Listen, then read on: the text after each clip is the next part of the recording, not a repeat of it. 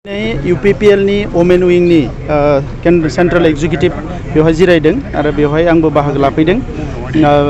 UPPL नि women wing खौ strong खालामनायनि थाखाय बिथांमोना माखासे बिथिंखि लादों आरो बेजों लोगोसे फैगौ बिसायख'थियाव आइजोफोरनि जि माखासे मावनांगौ खामानि बिनि सायाव बिथांमोना सावरायदों आरो जोबोद मोनसे मोजां सावरायनाय जादों। UPPL नि आइजो गांखंआ फैबाय थानाय समाव बड'लेण्डनि आइजो माहारिनि जौगानायनि थाखाय माखासे थांखि लादों आरो बेफोर थांखिफोरखौ गासैबो मोगथाङाव महर होनो थाखाय जोङो BTR सरकारनिफ्रायबो बिथांमोननि एजेन्डाफोरखौ मावफुंनो थाखाय जोङो अराय सम सांग्रां जागोन।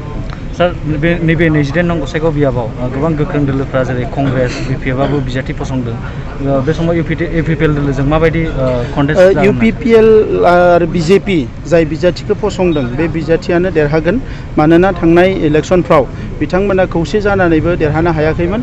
दा ओंखायनो नैबे इलेक्शनाव जे UPPL BJP आरो AGP बे जे जोङो ज' जानानै खामानि मावदों बे दोलोआनो देरहागोन बेयाव खुनु सन्देह गैया। थांनाय खेबसेयाव AUDF कंग्रेस BPF लोगो नांदोंमोन बेवहायसो बिथांमोना 10,000 भट बारा मोनदोंमोन नाथाय दा बिथांमोना हारसिं जाबाय आरो BPF आगोलनि अबस्थायाव गैला नंखायनो बियो कमप्लिटलि चेन्ज जागोन आरो सोलायगोन आरो एबार जोंनि बिजाथियानो जेरैखि जाया देरहागोन। बेसेबांसो रोजा भट बांसिन मोननानै देरहागोन? खमसे खम 25,000 बांसिन भट मोननानै जोंनि बिजाथिया देरहागोन।